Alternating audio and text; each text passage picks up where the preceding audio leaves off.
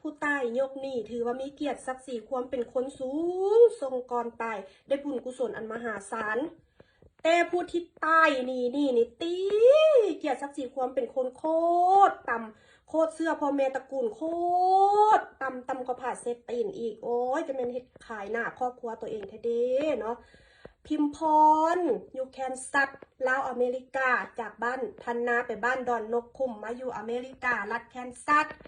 ไส้หนีพี่น้องลาวทางบ้านธนาสะเด้อหนี10,000นั่นนะบ่แม่นแม่ตายละสิลบหนีลบสินเด้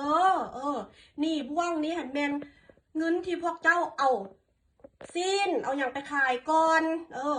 ทางเจ้าเอื้อยเจ้าละแม่เจ้าแต่สมัยเจ้ายังบ่ได้มาอยู่อเมริกานู่นติดหนี้สิ้นก่อนกันก็เอาไปขายแถมเอาน้ำตามาอ้อนเอาซอแอเซะเฮียข้องความสงสารมายืมเงินสดไปอีกรวมกันเป็น10,000 ดอลลาร์ไส้หนี้ไส้สินเพิ่นสาทวงมาหลายฟ้าหลายปีแล้ว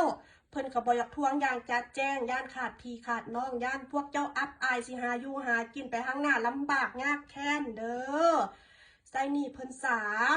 กินหรูอยู่แพงเฮ็ดคือผู้ดีเฮ็ดคือผู้หังผู้มีแต่นี่สินบ่ไส้มักเอาบาปกรรมตัวเองเป็นโยนใส่คนอื่นไปเลาะหายืมเงินคนอื่นแล้วบ่ไส้โอ้ยมีเกียรติศักดิ์ศรีก่อนตายเด้อไส้นี่ไส้สินเพิ่นสาเฮ็ดเป็นคนใจบุญใจทานเข้าวัดทำบุญพูนอยากซื้อโลงไปบริจาคคนทุกข์คนยากคนอนาถานุ่นโอ้ยบางเทื่อก็ไปล่ำเส้นลูกเต้าเขาทั้งที่ลูกเต้าเขาก็มีเงินเมียนพ่อเมียนแม่เขาหลายกว่าพวกเพิ่นอีกโอ้ยถือเขาเหยียบหัวคืนซะตัวเป็นตาหนายเฮ็ดบุญเอาหน้าเฮ็ดดีทวงบุญทวงคุณบ่เบิดจักภพจักชาติแต่หน้าสมเพชโคตรขาดศีลธรรมชาติซัวโคตรโกงต้มตุนไปทั่วแล้วบ่ใส่หนี้เพิ่นนี่ใส่หนี้ใส่สินเพิ่นซะเด้อผู้ตายยกหนี้ให้พวกเจ้าก็มีแล้วแม่ตุอาข่อยแล้วก็โทรมาเล่าเบิดแต่เฮ็ดจังไดก็บ่ได้คืนก็เลยได้ปล่อยวางเราเมื่อลาว2 เทื่อเฮ็ดบุญพวกเจ้าเขาขูดเลือดขูดเนื้อเราเอาเปรียบเราทุกทางแถมเรามาก็มามันอยากได้เงิน10,000เข้ากันคนละ10,000ไปซื้อรถวีโก้คันใหญ่เรากลับมาบ่ฮอดปีพวกเจ้าก็ขายรถเอาเงิน10,000เราไปเลยเราทวงจังไดก็บ่ได้เราป่วยแล้วตายแล้วก็จำเป็นยกหนี้ให้พวกเจ้าเลยถือว่าเป็นบุญกุศลอันยิ่งใหญ่เนาะข่อยก็บ่อยากเว้าหลายฮู้หลายบ่อยากเว้าหลายเนาะอีโตนผู้อยู่เมืองลาวอีโตนผู้ดี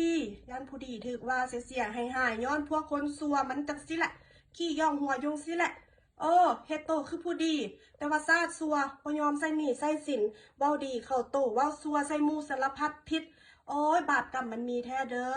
อตายนี่